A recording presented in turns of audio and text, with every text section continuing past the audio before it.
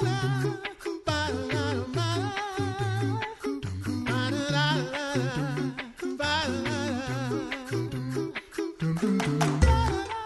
listening to The Coffee Hour. I'm Andy Bates. I'm Jordan Harms.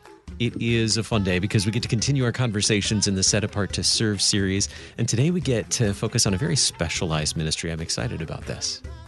So thanks to Concordia University, Wisconsin for supporting The Coffee Hour. Find out more about Concordia University, Wisconsin at cuw.edu.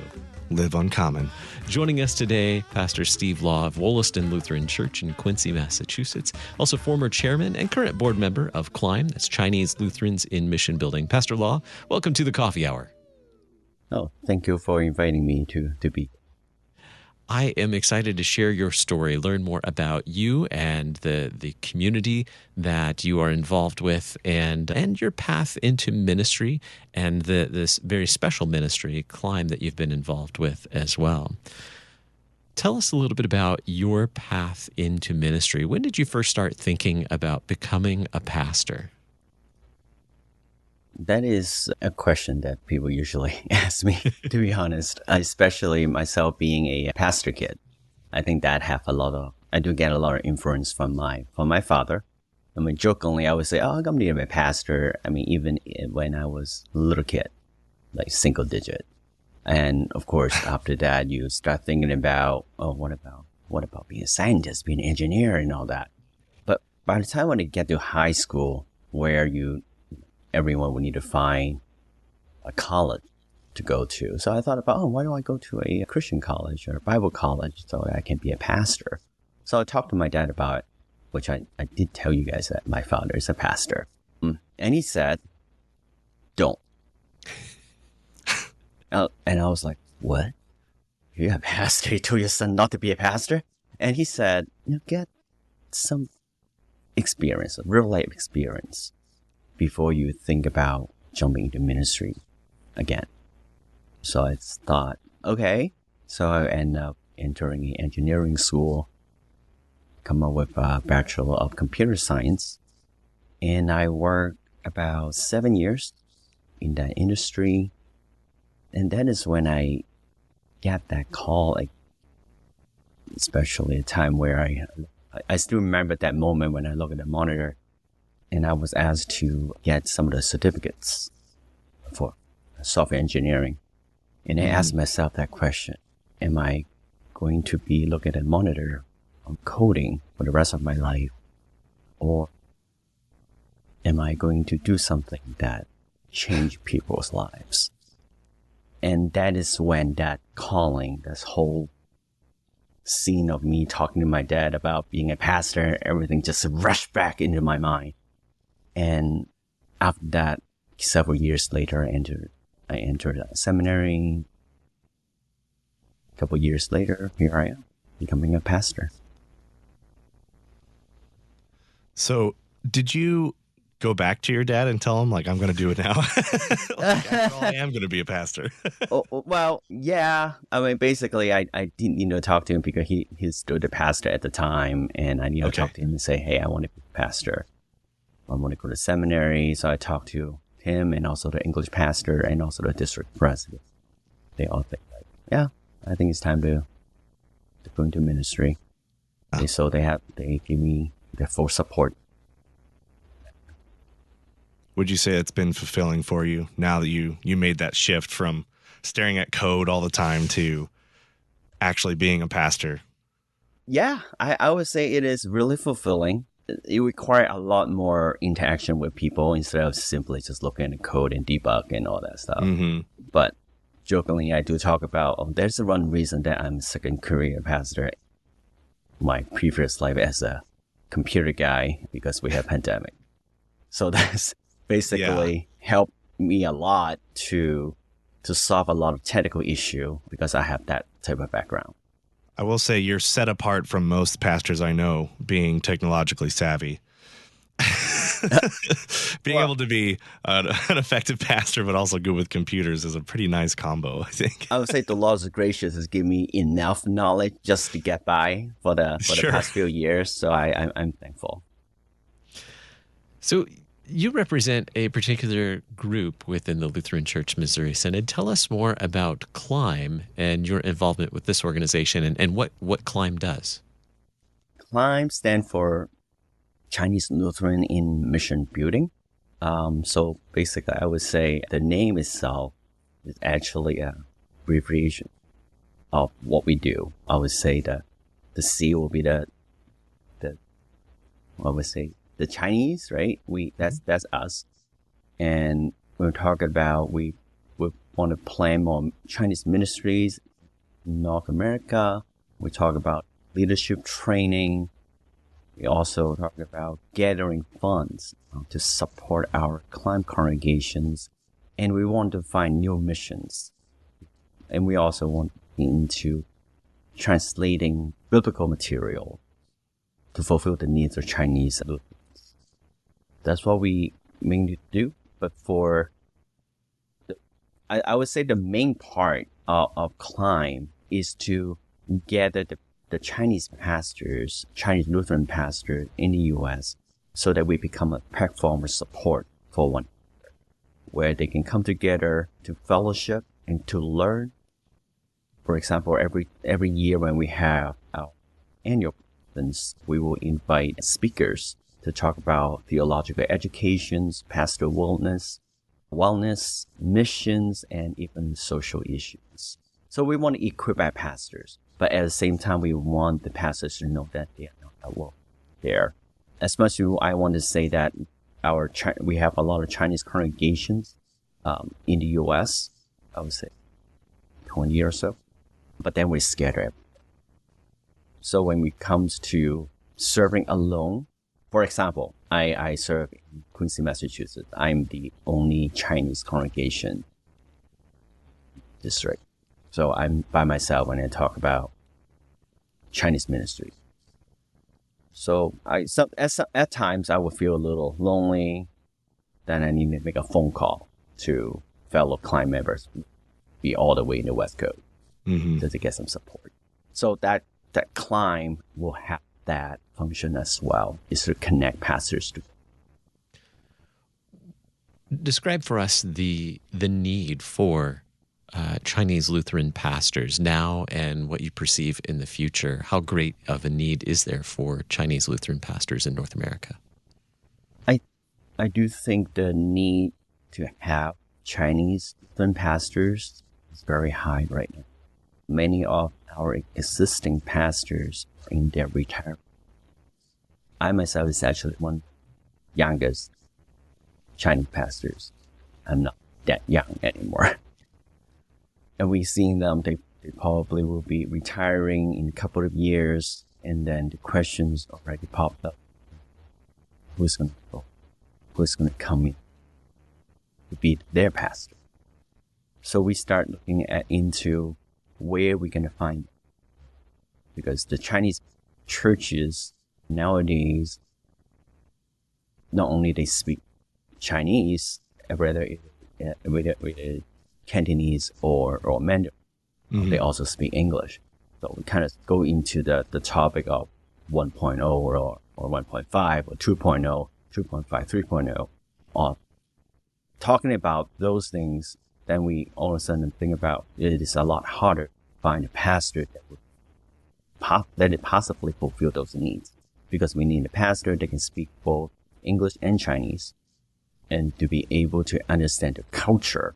Because just talk about 1.0 and 2.0, even though they have language, like difference in languages, the culture itself is also, the way to think is also, can we have someone that can be the bridge to do that?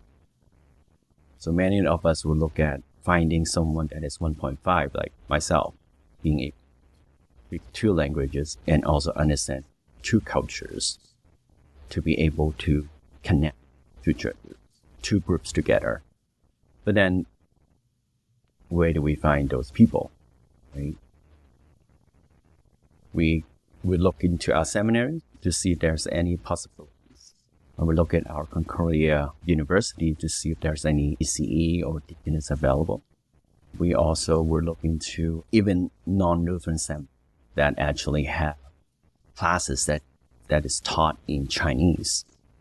And we would reach out to them and see if they would be willing to join our church. And the Lord they provide some seminarians from out of seminary that become Lutheran. And we have some experienced pastor willing to take them under their wings and to walk with them in the process, and also work closely with the colloquy committee to see how we can equip them so that they can be ready for the colloquy interview. EIT, SMP, alternate routes are also some of the ways that we find church work for our Chinese churches. We have more questions for Pastor Law in just a moment as we continue our conversations in the Set Apart to Serve series. You're listening to The Coffee Hour. I'm Andy Bates. I'm Jordan Harms.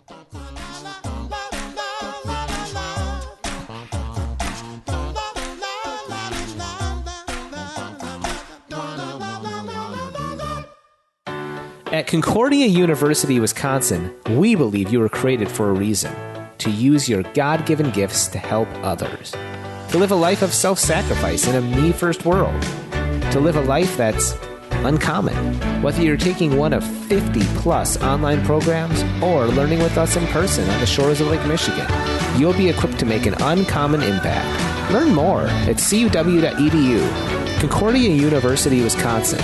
Live uncommon.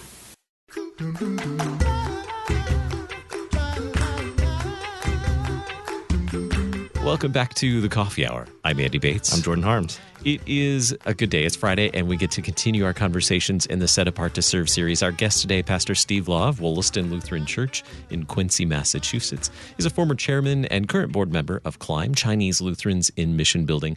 We've learned a little bit about his path into the ministry, and now what the work of CLIMB is today, and what it looks like to raise up Chinese Lutherans particularly into pastoral ministry. What does it look like?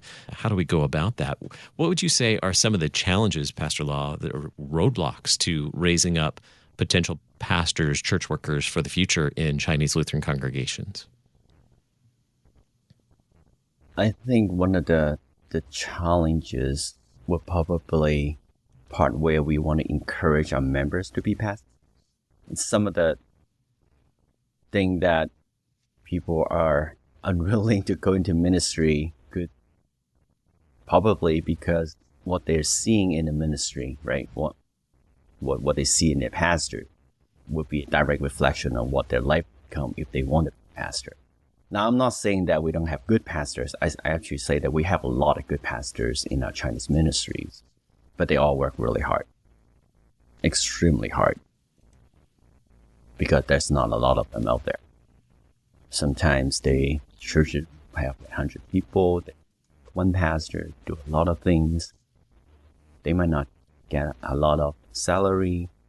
So, but compared to that, right, we talk about in a real life situation, you want to find ministry. But then, look at this pastor, he's so loving everything. He's looks like he's suffering, right? And then you look at another job or an industry, right? They don't work as much. They get a lot more pay. They drive a nice car and everything. So I mean that the secular comparison really come into play here. So that's one thing. I think that is difficult, and I think it also what playing the part is, which is something I mentioned earlier, is the language barrier. It's harder for Chinese churches to find Chinese pastors. Even though we do have seminarians from Chinese pastors, Chinese churches going to the seminaries or going to DCE program.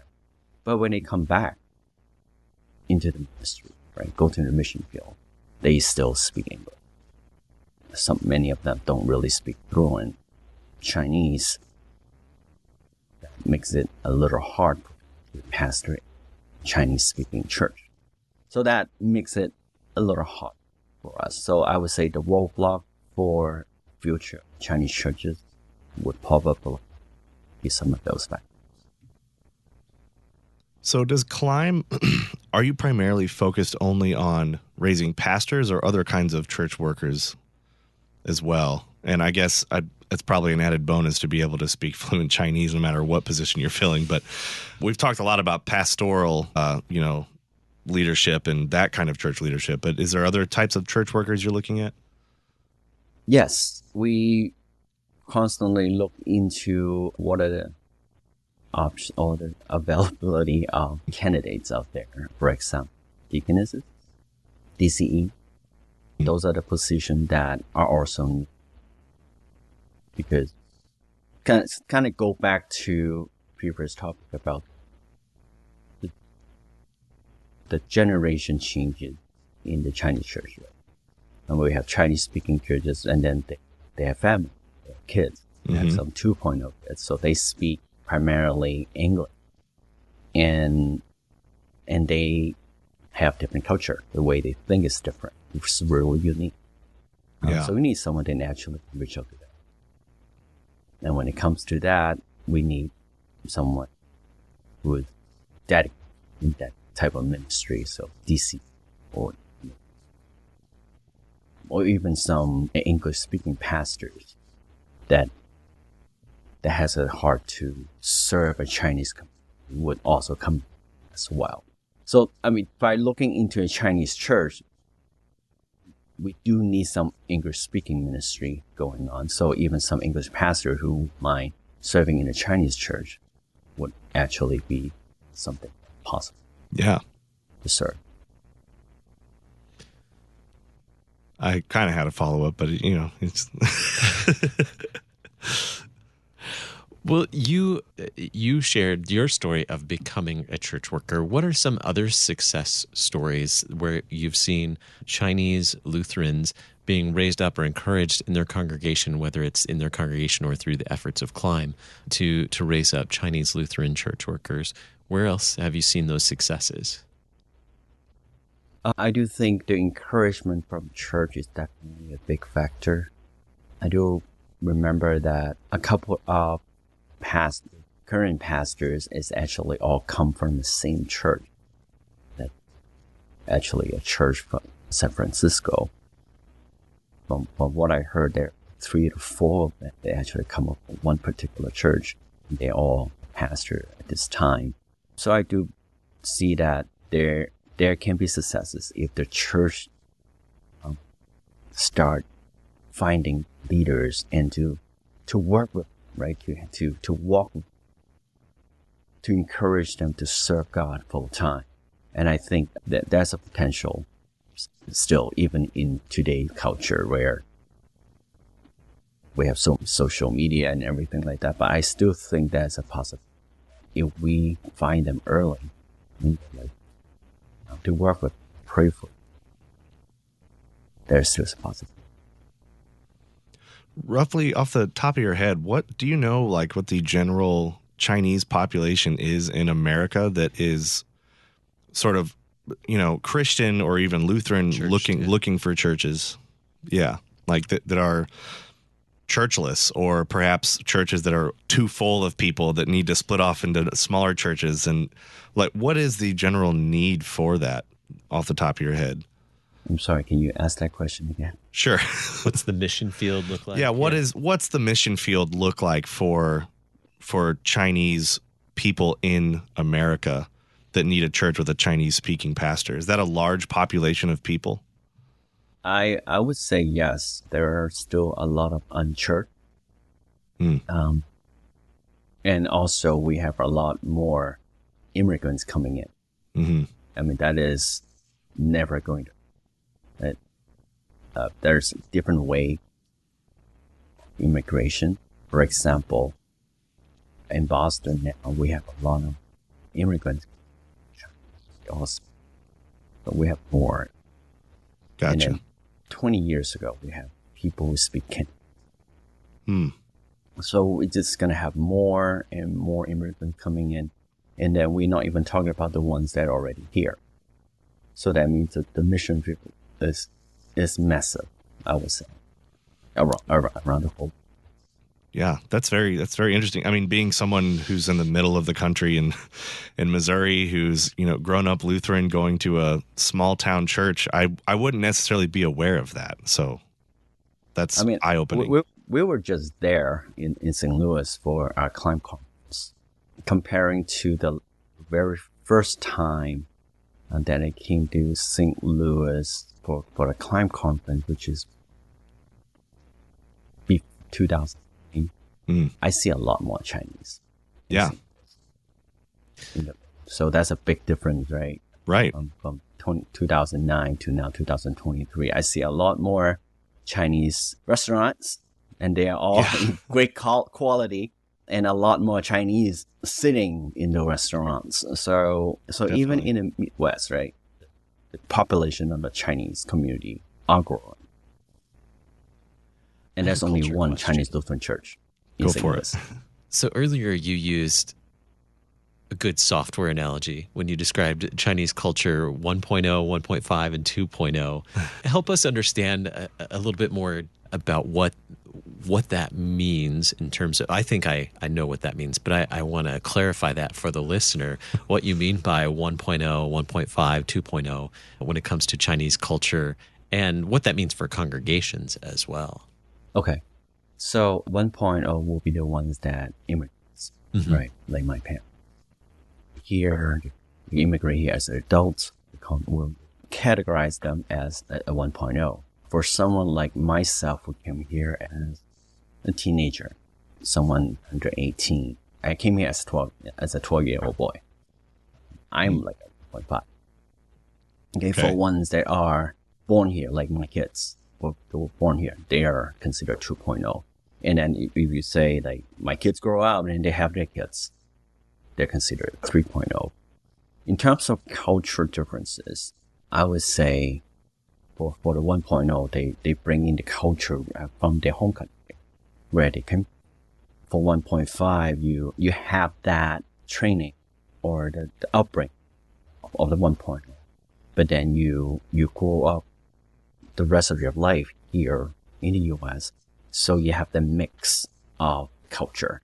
And then for the 2.0, the only 1.0 culture you get to get is really at home.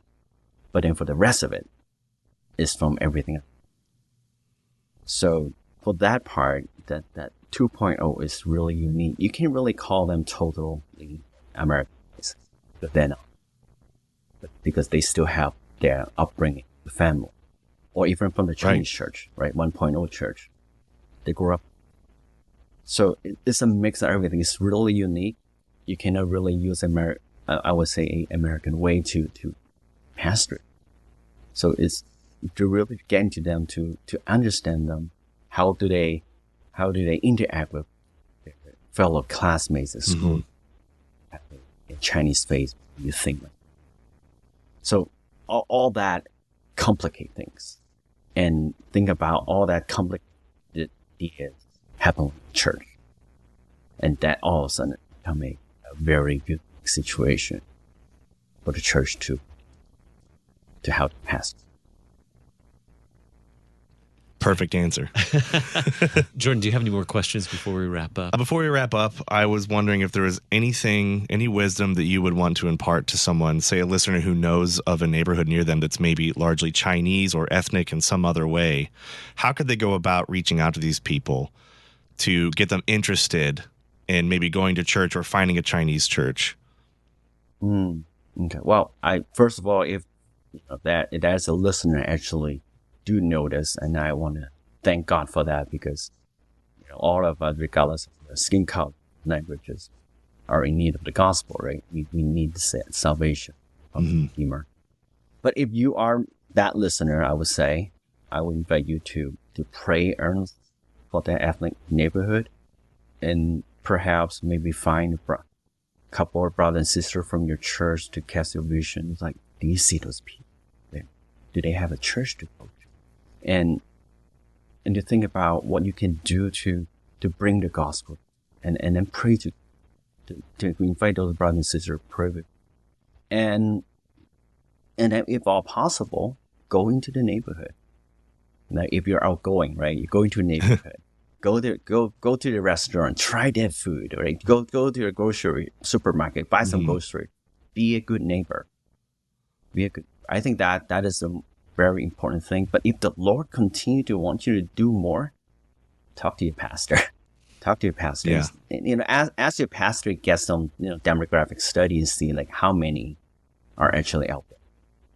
Yeah. And start thinking about what the church can do to help that community, right? ESL classes, citizenship classes, food pantry, after school program, activity hours, etc., etc. And at the very last, start thinking about if there is a Lutheran organization that is specialized in that group. For example, if there is a Chinese group out there, right? Your neighboring community is Chinese. That's Klein. You can definitely reach out to us and love to work with a Christian church, establish new mission site and church plan. And I would say I'm speaking for audio at organization from our LCMS as well. Our guest today, Pastor Steve Law of Wollaston Lutheran Church in Quincy, Massachusetts, and former chairman and current board member of Climb Chinese Lutherans in Mission Building.